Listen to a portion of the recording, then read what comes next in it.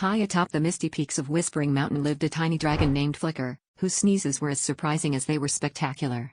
Every time Flicker caught a whiff of a wildflower or felt a tickle in his snout, a sneeze would erupt with a burst of fiery light.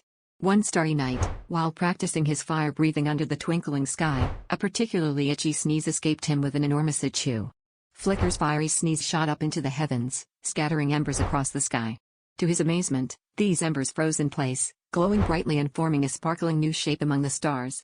The creatures of the forest gathered, eyes wide with wonder, as they gazed at the shimmering constellation that now adorned the night sky.